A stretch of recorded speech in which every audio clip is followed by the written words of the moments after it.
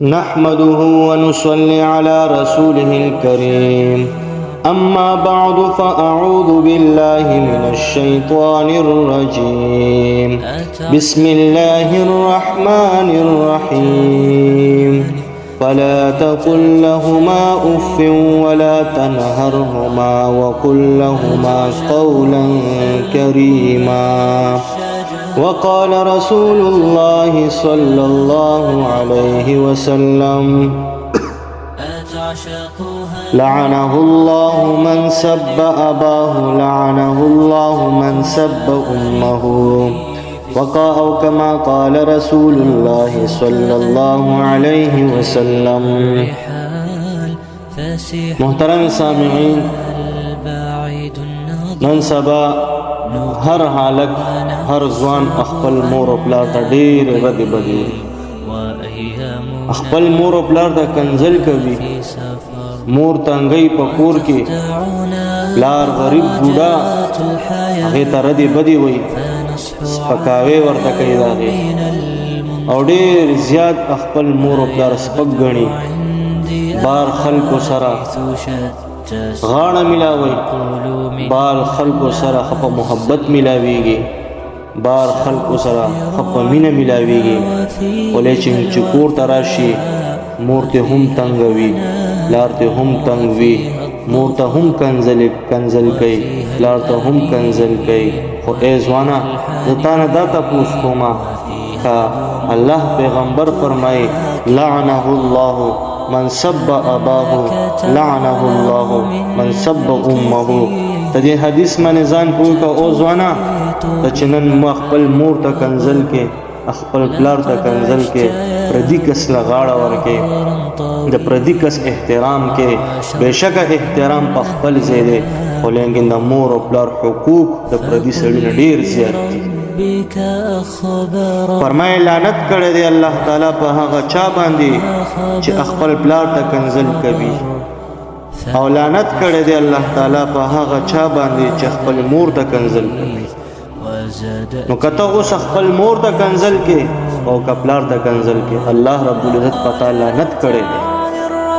او د الله تعالی لعنت دا داسې دی چې ټول عام عالم انسانیت لعنت ته پتا ده.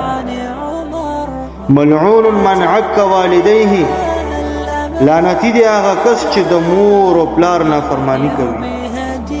حدیث کې راځي جناب رسول الله صلی الله علیه وسلم نه صحابه ته پوښتنه کوي، یا رسول الله مدسا قیامت بکل راځي؟ جناب رسول الله صلی الله علیه وسلم او فرمایل د قیامت متعلق خو ما ته پته نشته. صحابه فرمایي یا رسول الله څه نشانونه شته؟ نبی کریم صلی الله علیه وسلم او فرمایل چې او په کورونو کې با والدین د خپل د بچو د لاسه به ذلیلوي. زما محترم خپل مور او پلار سره ښېګڼه وکړه، خپل مور او پلار خدمت وکړه. دغه مور ستا دپاره هم جنت دی او دغه پلار ستا دپاره هم جنت دی. دغه مور او پلار ستا دپاره دوزخ هم جوړېدی شي. هغه وجه دا ده عن ابي امامه رضي الله تعالى عنه ان رجلا قال يا رسول الله ما حق الوالدين على ولدها؟ قال هما جنتك ونارك.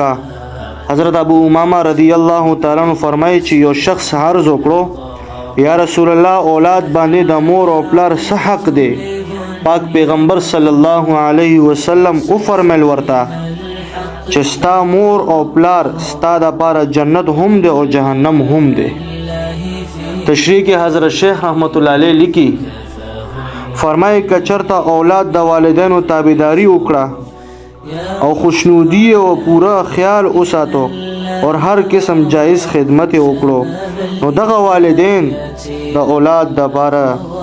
اولاد دپاره جنت دی او دوی پر رضا کولو کې اولاد ته جنت ملاویږي. او که چېرته اولاد د مور او پلار تابعداري نه کوي او د دوی نه باغیږ وي، نو دغه والدین د اولاد دپاره جهنم دی. یعنی مطلب سو د دوی نافرمانی د وجه نه به اولاد جهنم لذي.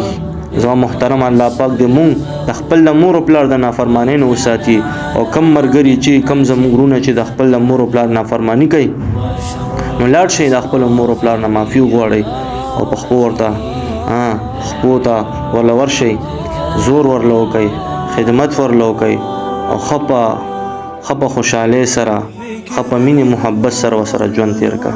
الله رب العزت دې په دې خبرو باندې عمل کولو توفیق را نصیب کړي. واخر دعوانا ان الحمد لله رب العالمین.